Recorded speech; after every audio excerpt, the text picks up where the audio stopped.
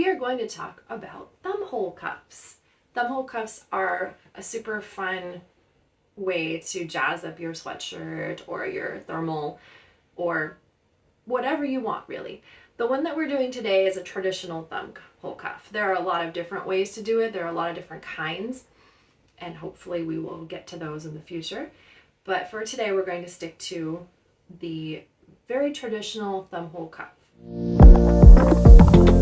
So first I gather my supplies. I have a little quilting ruler. You can use whatever ruler you have. Piece of chalk, pins.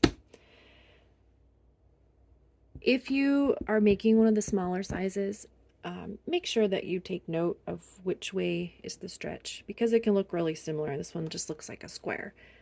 The larger sizes will be more rectangular. So in this is the right side of my fabric, and this stretch is going this way. So the first thing that I'm going to do is I'm going to fold my fabric right sides together with the stretch. And this is just marking our center line.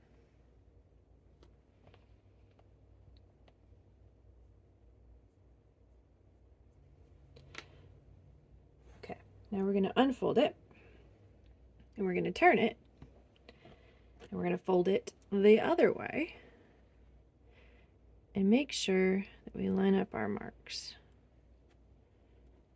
So that is your center line from where you are going to make your measurements from. Now I'm going to use pins. You can use pins or you can mark with chalk. It doesn't matter. You just need to be able to see where your marks are on both sides of the fabric for the upper things. Okay, there we go. So there's our center line right here. So we're going to measure from that.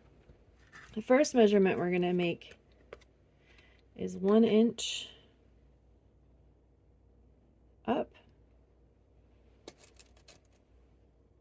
Place a pin. These ones you can use just one pin.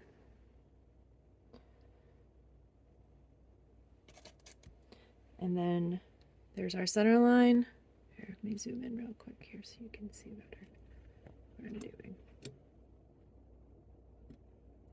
There, so you can see there's the center line. We're measuring up 1 inch, and then we're going to measure 1 inch in the other direction as well.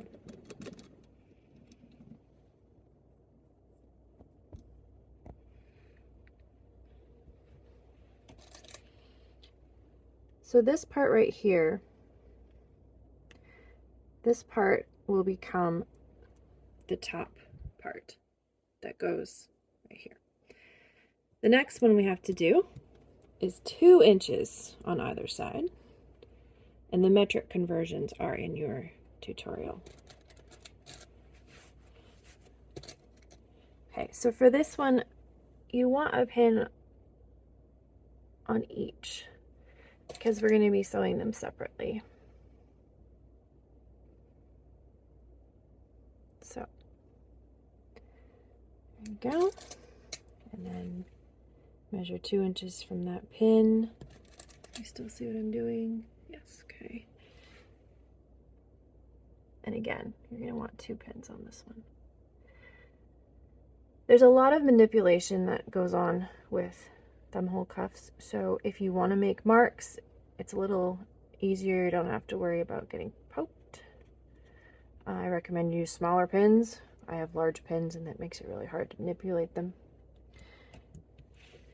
Okay, there we go. So now you can see we have 4 pins. So this part right here will end up being the top. This part right here is going to be your thumb opening, and this part right here will be the bottom.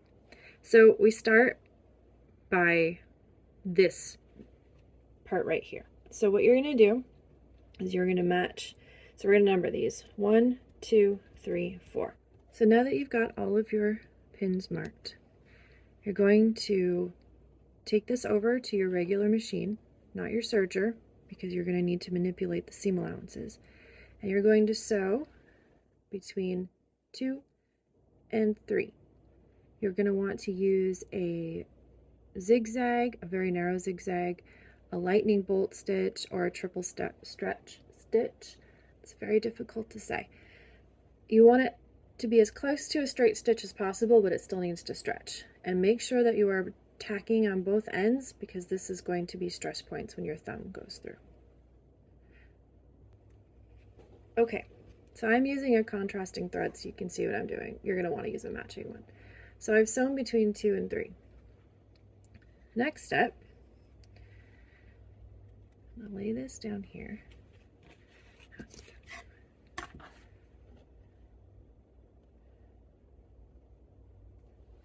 Okay, so next step, we are going to fold down the sides here, and you're going to have to kind of unpin because we need the seam allowance to come down too. So just kind of leave that to mark it.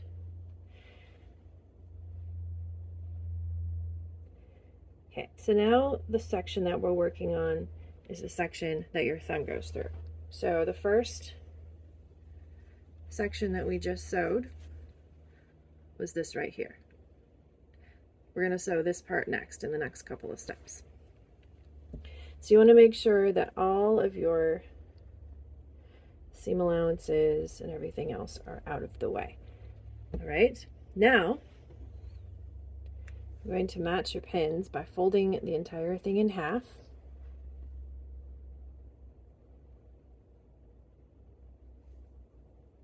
Like this.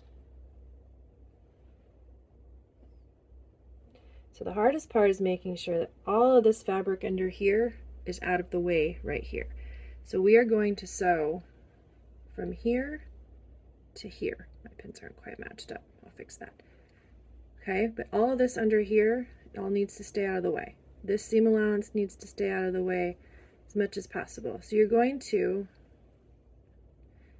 it's going to be a very, very strange way of stitching.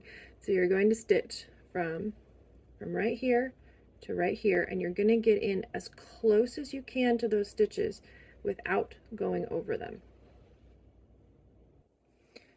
Okay, so if you can see, I've stitched from here to here, and I've gotten in as close as I could to my original stitches without going over them, and keeping all of this under here out of the way. So now we have to do the same thing for the other side, which is obviously a little bit harder because you have to manipulate your entire thing around. Kind of flip it through so that you can get the other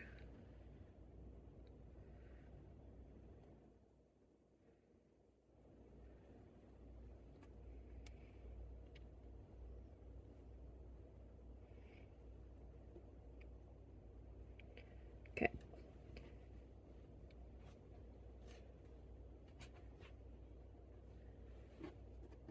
So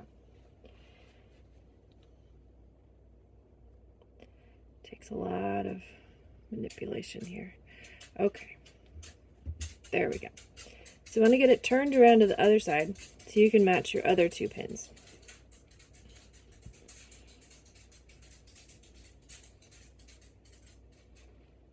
And you can still see, so there's the other side of the stitches.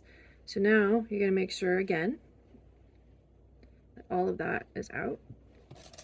And I don't, need a pin here because it's already stitched, but I put a pin back in because I like a very good hard stop when I try and get up to my stitches. So I'm going to do the same thing as I did before. I'm going to stitch from here to here, getting in as close to the stitches as I can without going past them. All right, so again, this is pin 1 and 4, and we stitched into pins 2 and 3, up as close to the stitches as we can get without going through. Okay, now it gets really weird. Still have 2 more to do.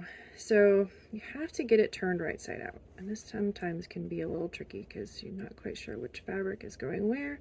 I see I didn't quite tack that well enough. to go back and fix that. Okay.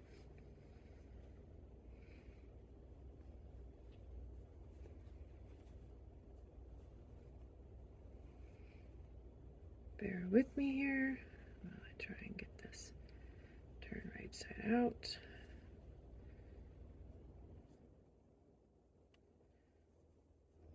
Just keep working at it. You'll get it.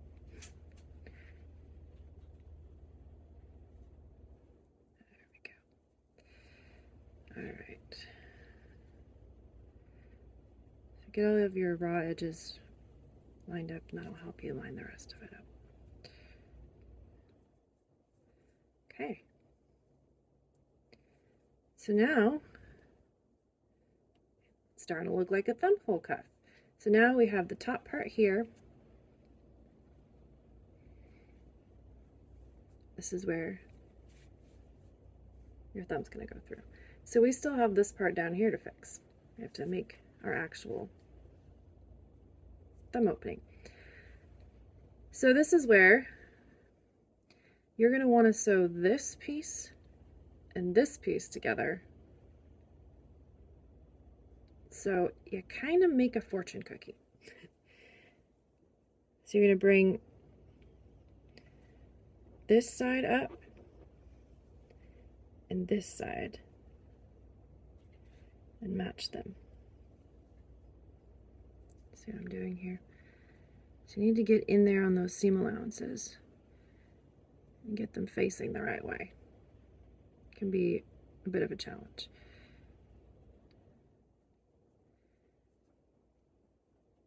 So when you sew, you're going to sew each side separately because you can't really go through the middle because you don't want to sew over the seam allowances. So you just got to pull the seam allowances up and out of the way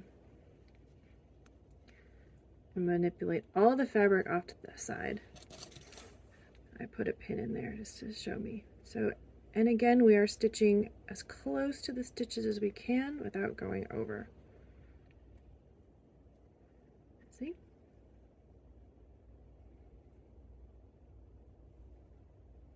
So I'm going to go ahead and sew from here right up to my pin. All right, so I've sewn in as far as I can. See, I've kept my seam allowance out of the way on both sides. Now we have to do the other side. Pull out, shift all your fabric to the other side, and grab your last two raw ends of your fortune cookie.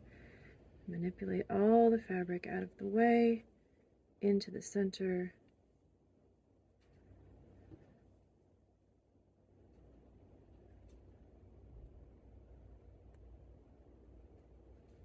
All right, now I'm going to sew this last seam. All right, and the last seam is sewn. So it's from either edge into the very center, as close as you can. Now let's get it all turned right side out and see how we did.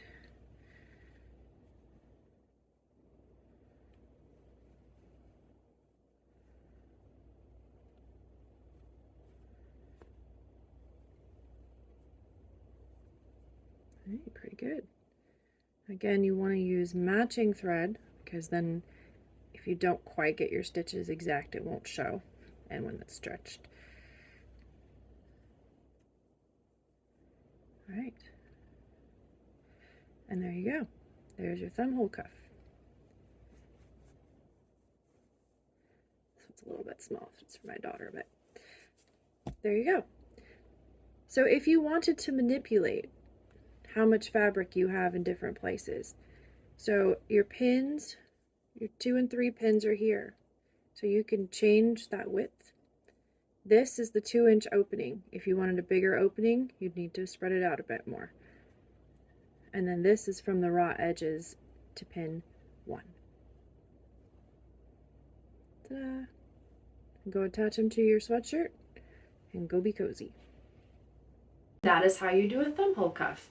It's not as hard as it looks. Just go step by step and make sure that you're referring back to the video and the directions. And you can switch that cuff out for pretty much any cuff. Just use the long sleeve cut line and you'll need to add height to the cuff so that you can pull it all the way down over your thumb. And that's it.